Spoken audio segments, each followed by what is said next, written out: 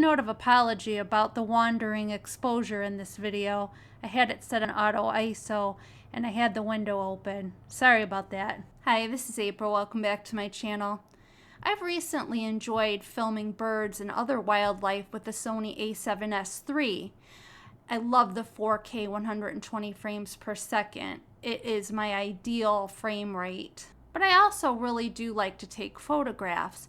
And I wanted to see if the 12 megapixels on the Sony A7S3 could produce decent results. I only post things on social media. I'm not planning on printing anything really large, so I don't think it should be too much of an issue. I have heard some photographers say that with 12 megapixels, if you're planning on cropping in on a bird, you're going to lose a lot of detail. So I wanted to try this out for myself using the Sigma 150 to 600 millimeter lens. It's the contemporary version meant for Canon. So I have an MC11 adapter that adapts the EF lenses to E-mount. This lens is a lot lighter than the sport version for Sony, and it's something that using a strap crossbody I can hike with. So starting with the feeder in my backyard, I had noticed a sparrow perching on the shepherd's hook, and I decided to take a quick photo, and I was really pleased with the results. I wasn't expecting to see this feather detail. And last weekend we were able to head over to the Metro Park that has wetlands, and I was really able to try out the Sony A7S3 for bird photography. It was midday and the lighting was far from ideal, but I wanted to see if the detail would hold up if I photographed some birds trying to use minimal cropping using the 600 millimeters. I normally take out my Sony A7 IV for bird photography because the 33 megapixels really does allow you to crop in if you need to.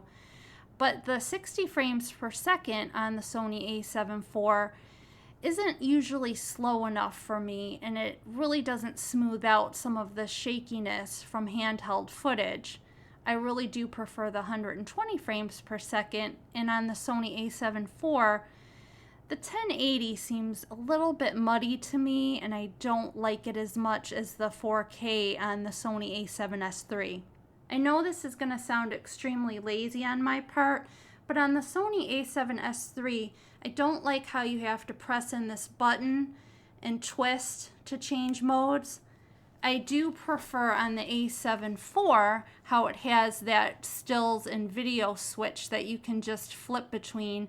I find that so much faster, and it really does save time if you want to get a quick video or switch back over to photos or slow motion, because I have missed several shots because birds fly away really quickly, as I'm sure you know. So instead of using the dial to switch the mode on this trip, I decided to try something a little different.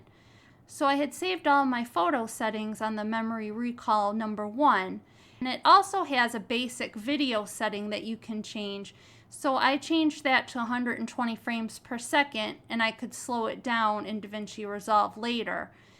And I did put S-Log3 for my picture profile, which it also shot the photographs in S-Log3, which may or may not have been a detriment because I do shoot in RAW, but it did seem to sort of help the dynamic range a little bit more. I'm not 100% sure, but I wasn't mad at the effect. So the first thing we encountered on our path at the wetlands was some Canadian geese.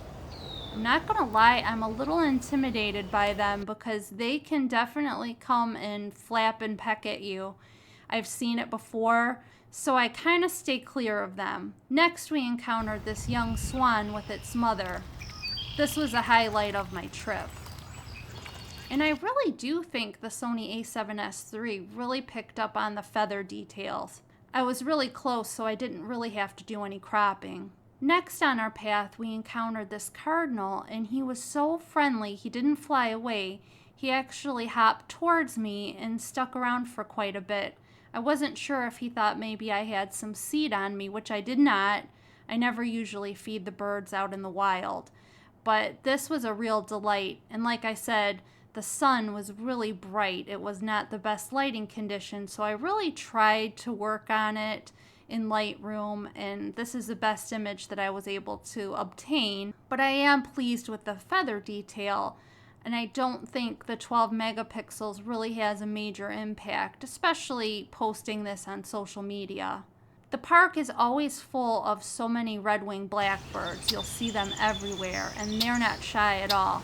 And I managed to find this one perched on this stump, and with this one, with the light being so bright, I wasn't able to capture so much of the shadow details, but it came out okay.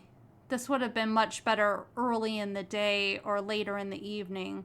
But then I was able to take some video of him flying away, and I was really impressed with the capability of tracking him as he soared.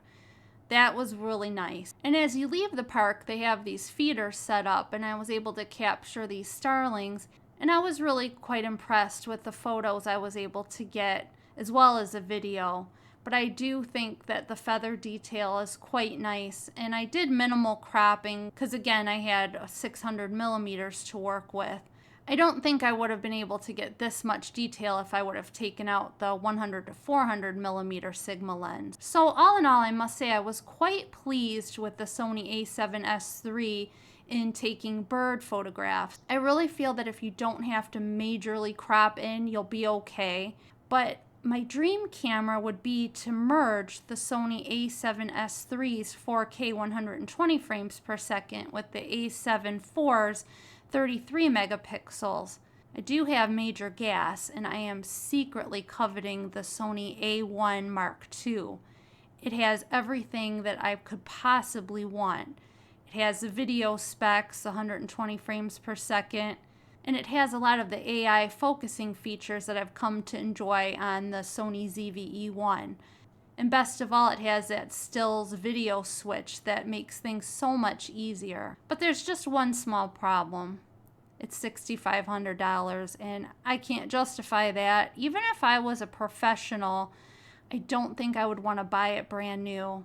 And I really don't want to buy the original version because it's still nearly $4,000 used on eBay.